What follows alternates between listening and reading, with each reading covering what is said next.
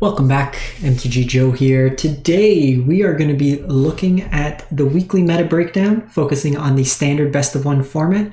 So what we do each week here is we look at the best performing decks on the MTG Arena ladder up to Mythic Rank. We get the data, what you see on the screen from Untapped GG. In best of three formats, we'll also look at tournament results, MTGO as well, where reasonable. We split these up into individual videos, so best of three will be posted later in the week. We do it for all arena formats, provided that there's data, and we'll cover each of those decks off week over week. So like I said, this is for the standard format. If you want to use Untapped, the link is in the video description to get started. Let them know that I sent you. And then I'll paste all these deck lists, timestamp them, all that cool stuff so you can net deck to your heart's content and push for the Mythic ladder. So there's about 3 days left in the season from recording this. So we're going to be focusing Diamond to Mythic Rank with our available data. Before we jump into it, just a friendly reminder, we're on our quest for 15,000 subs on the channel. If you haven't subbed to the channel, it's free, easy, helps out support. If you have subbed, thank you as always. Likes and comments, greatly appreciated if you can. So jumping in, we're going to look at the popularity of the decks, what you're most likely to see, and then we'll look at corresponding win rates as well. So Mono Red and Convoke, the very aggressive decks, both at the top, 18.8, so 19 and 18% respectively. The second kind of bracket is our control decks, and we're getting an introduction to Jeskai Control or Jeskai Ojutai Dragons, which is kind of cool. It's like it was like the Pro Tour where they called it Jeskai Dragons and there's only one dragon in it, so you kind of get jebaited by it. Enchantments, 4.5%. Honestly, the enchantment list has not changed one bit from like the last X amount of months, so just look at any of my old videos. I'm not going to talk about enchantments for like the 50th time. Orzhov Amalia, life gain, mono black aggro, and then Esper Control kind of rounding it up.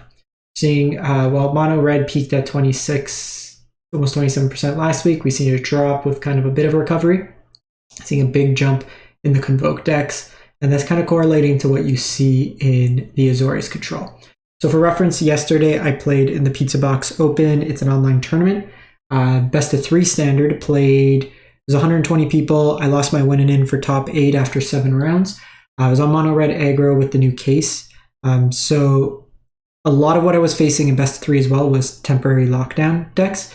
So it seems like a lot of the meta is like, even to some extent in best of 3, we're seeing a lot of aggressively slanted decks and then temporary lockdown path to peril style decks to try to combat the mono red aggro or the Convoke. If you're interested in the mono red, looking at a sideboard as well, I have a 2.5 hour video going over every of the 7 rounds that I played in, explaining how to sideboard against the various matchups as well. So I'll link that in the description as well. So looking at the stats, we have Diamond and Mythic Rank, 160,000 games played for the last week, the 19th through the 26th. And we're going to jump into it. Mono black aggro, surprisingly highest win rate deck, 65%. So not like huge innovation. We're seeing like Deep Cavern Bat. Interestingly, only a 3 of. It probably is worth warranting having it a 4 of. But just aggressively slant, you have 6 pieces of removal, your Evolved Sleepers, Tenacious Underdogs, full Lily Gix. Especially with Gix, Gix really wants these cheap flyers. Additionally, you might want to look at like that fairy 1-drop that surveils when it enters the battlefield. If you're playing a Gix deck, you want evasion, I would at very least switch one Evolved Sleeper to a Deep Cavern Bat, saves your wild card if you're missing it as well. Because this is more like mana investment, it's a bit slower to get going. Better in like best of 3 to some extent, but still. Hidden away here is another 3-drop in Phyrexian Fleshgorger with all the aggro going around. Plays pretty nice. This deck dodges temporary lockdown pretty well. Liliana is reasonable against control as well, so it's providing angles on both axes. Sheoldred, full 4 of Gix Command, could be used as sweepers, recycling cards from your graveyard, or lifelink. And then we have Virtue of Persistence kind of mixed in there. There's versions on 3 Mishra's Foundry, Takenuma, and that. I generally prefer Myrex in these more grindier kind of decks. This isn't as linear as like mono red would be. Even in my mono red best 3 deck, I was playing Myrex over the Foundry. When the games go long, just having the extra bodies. Foundry doesn't really attack into much, and blue-white now has Restless Anchorage, which is a 2/3 body, so the Foundry doesn't even profitably attack into that anymore. Myrex also mana fixes for the turn, so it can kind of help you out, where the Foundry is always going to come in as a colorless land. So that's mono black aggro. I'm going to port over. We have Simic Toxic. So we've seen Bant Toxic in various capacities. And this was kind of more of a meme deck, 64%. We're going to scroll down because there's a whole hell of a lot of 1-drops in here. So this is the Ivy Gleeful Spell Thief. So Thalia's been kind of phased out of the format. We're not seeing as much like mono white aggro. With a lot of these decks, they're very linear. Convoke doesn't really have much removal other than the case. So if you can get this Ivy down, it kind of goes off, similar with Storm Chaser Drake. So this copies your spells, which then with Venerated Rot Priest would get you copies as well. So basically it's just protection effects and card draw. Combat Research draws you cards. March can help you find other copies of the same creature. This card's pretty garbage though. March of Swirling Mist for protection. Like just tons of protection effects. It's basically protect the queen style strategy. Get out a threat, protect it, try to beat in. You're going to win through toxic damage, most likely. The mana base here, it is what it is. Like that's, you can potentially, their Spara's Headquarters probably still better than the Surveil land.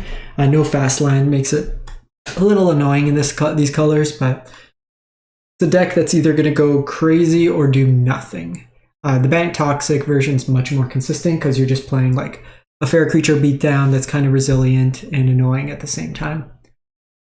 So we're going to go to Mono Red Aggro. So this version here has got the highest diamond to mythic rank for Mono Red. I'm going to show a mythic version as well. There's elements of this deck I like and then elements I don't like. So this one's at 62%. A card I tried out yesterday as well was Fugitive Codebreaker. It was fine, but the it's very mana intensive. Playing this on 3 is pretty lackluster when you're an aggressive deck. I probably would just go back to the Adversary. Now, having said that, the card that overperformed for me all day, Case of the Crimson Pulse, I was having games where I'd be drawing 3 to 5 cards a turn with having 1 to 2 cases out. Really helps me grind in those mid-range decks. It provides an element where usually this deck, like you play a bunch of pressure and then you run out of gas. But this lets you kind of refill and keep going. I was playing Squeeze Main. Eurobrass Forge is another grindy element that does help. Usually better against the mid-range decks than some of the aggressive decks. I usually brought it in when I shifted to more of a control focus. You could play Squee, you could play Eurobrass Forge. Probably in best of 1, I'd prefer Squee. Squee is also nice because you can ditch so with either Charming Scoundrel or Case, you can ditch the Squee or the Phoenix Chick and then get value of it from your graveyard anyways. Pyrotechnic Performer is another card. It's fine, but in a similar vein. 3 mana for a 2/2 that still dies to your opponent's Shock-on Curve. It still like doesn't attack that turn. When you disguise, they count as 0 CMC, so they still get hit by temporary lockdown. It doesn't, like off the top deck, it's a bit slow as well. I don't really love this kind of approach. You should be playing the full set of Play with Fire and Best of 1 with the meta being so aggressive.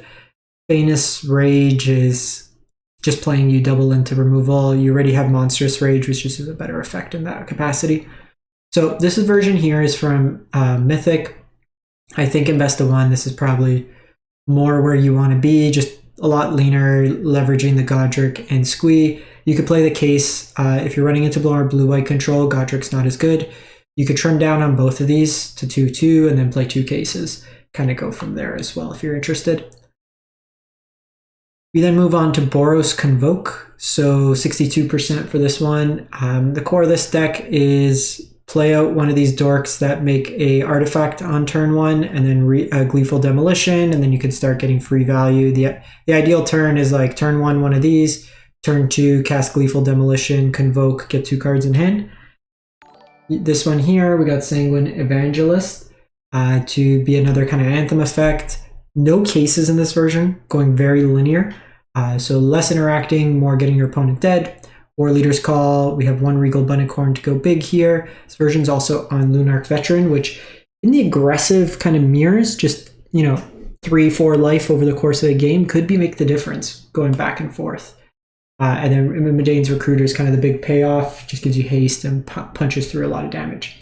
The biggest downfall of Boros Convoke is the mana base is terrible. Any deck that you have to play Thran Portal means your mana base is garbage.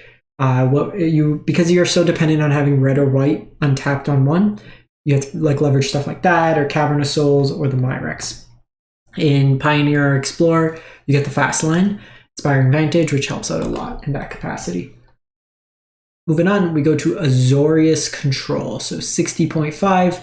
Like I said, full temporary lockdown metagame. We got Depopulate and a Sunfall, so just really bring in the heat.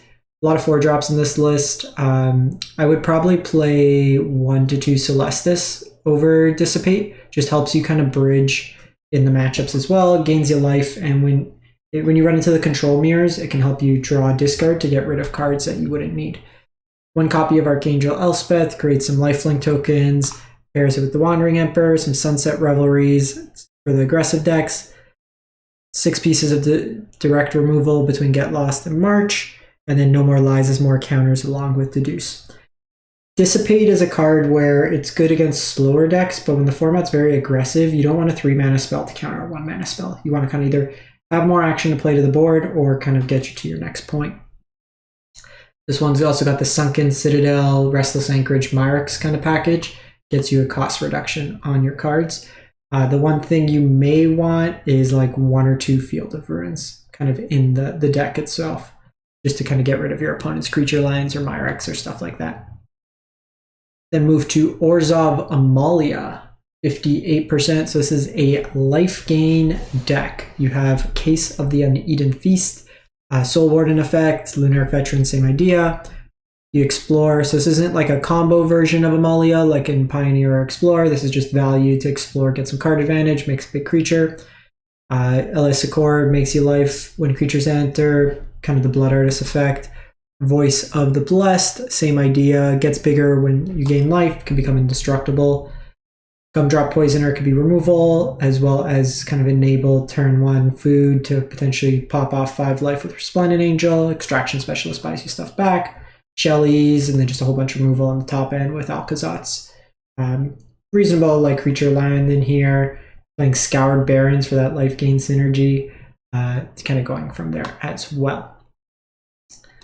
From life gain to discard. So we have Orzhov Discard. So this is more kind of controlling elements of the deck, 57%. This one here, you got Hopeless Nightmare for discard. Virus Beetle. Skull Snail. Exiling cards from their hand. So just a bunch of different ways to do that. What you can also do is there's the one in Murders of Karlov, the 2-drop that also exiles from hand. So just keeping cards of the graveyard could be beneficial. There's a lot of incidental graveyard value.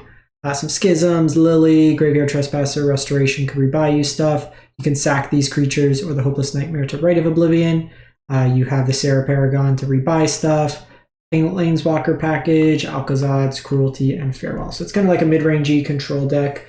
You're generally going to be winning with like one of your Planeswalkers or Myrex or Restless Fortress as well. Jeskai Dragon's time. It is a Dragons deck. I didn't lie. There's a Dragon here. There's also an Orc. So it's Jeskai Orc Dragons. So we have Ojutai making its return.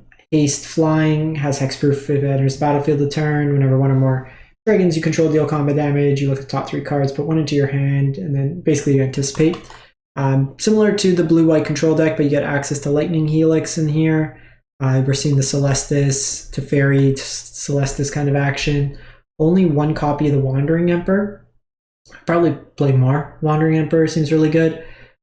Similarly, like 1 Sunfall, 1 Farewell. Maybe we want like a Depopulate or something in there, kind of mixed in. I would probably just cut the Dissipates, play more to the board. Version here is also playing some of the Surveil lands, just to kind of get your value. You're not doing much on turn 1, so it can help you set up your draw. Like turn 1, turn 4 is usually like turn 1, 2 is fine, 3 you're usually not doing anything unless you need to lock down at the time. So there's areas where you can kind of sneak these in for value.